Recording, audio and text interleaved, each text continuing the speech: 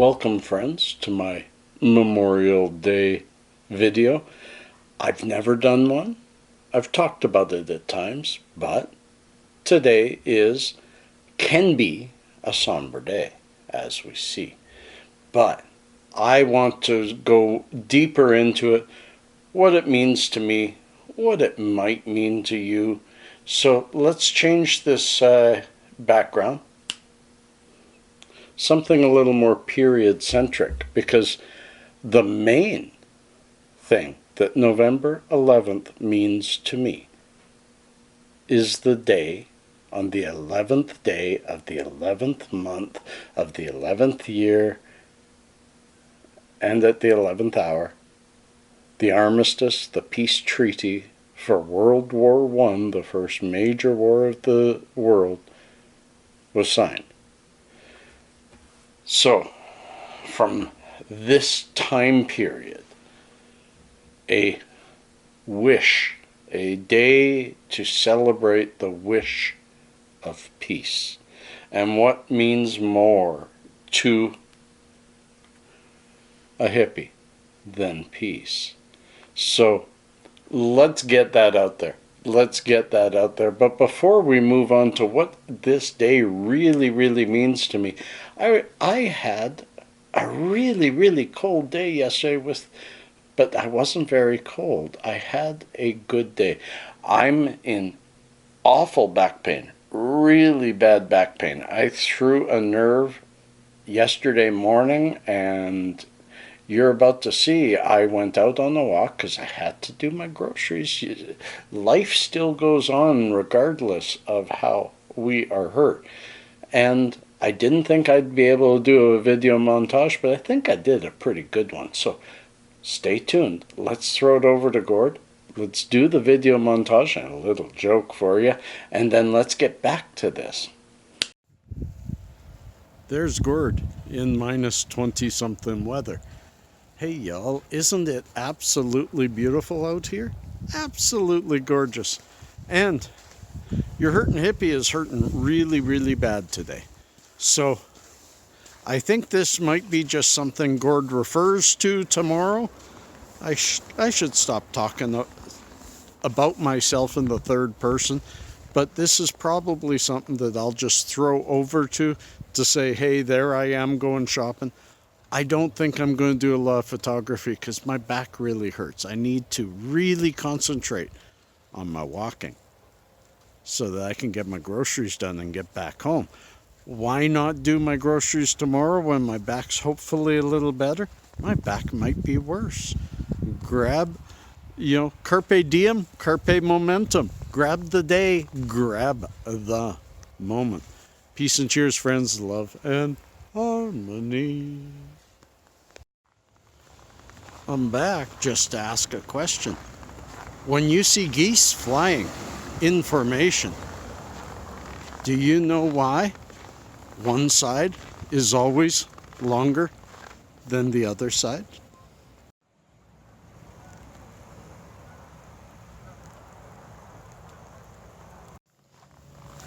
Because there's more geese on that side.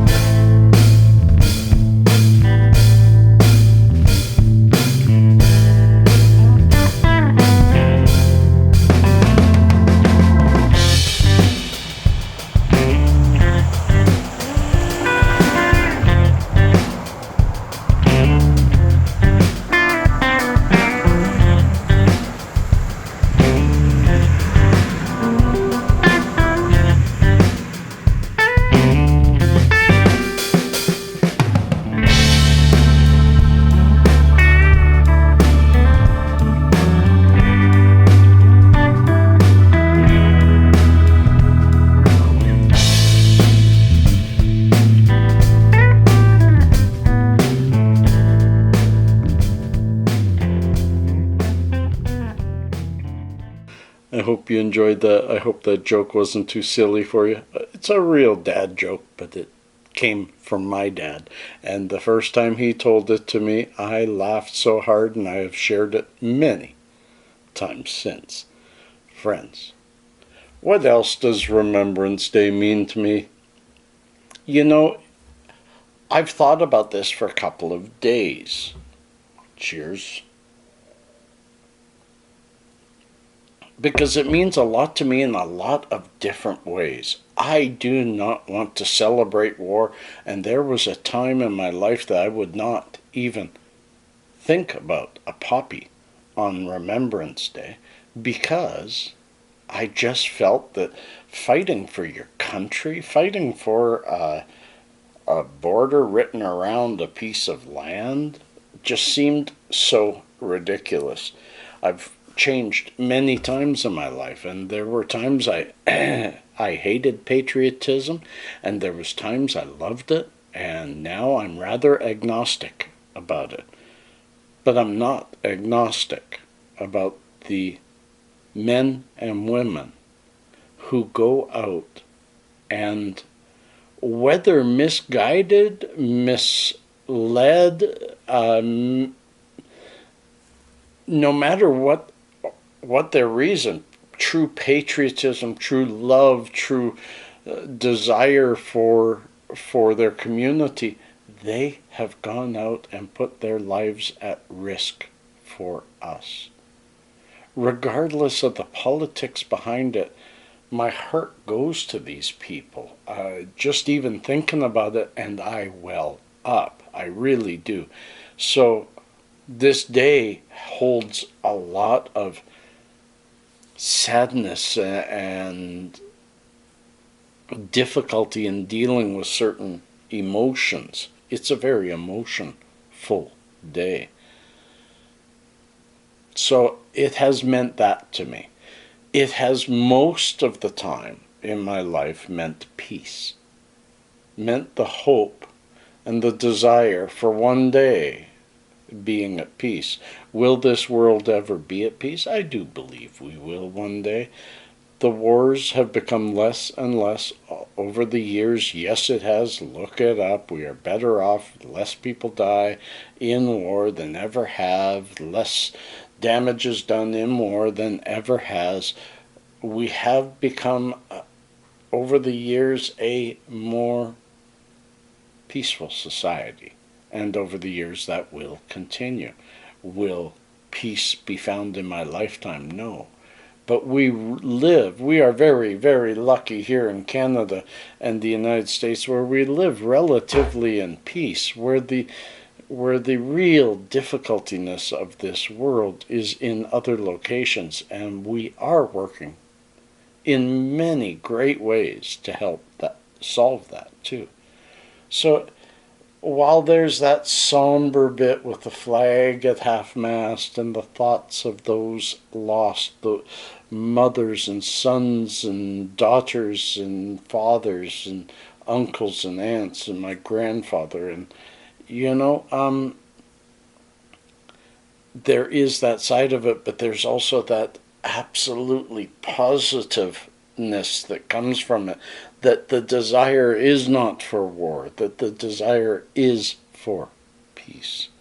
So I think that's really important, my friends. I think it's really important that we put aside, that we take, every time we have one of these days, all I want to do is say, let's take it to stop these little wars between each other, these feelings of, I think differently than you, and of course the way I think is right, so you are evil. We have to change that. We have to change that. Just recently, in social media, I have seen both ends of the spectrum, people putting down people for wearing the poppy because it glorifies war, to putting down people for not wearing the poppy because they aren't showing the respect needed for those people. And I put out a post with a picture of a poppy and said, I respect the poppy, but I won't wear the poppy. I am not one of those that jumps on and off of bandwagons. I'm trying my best not to use single-use plastic.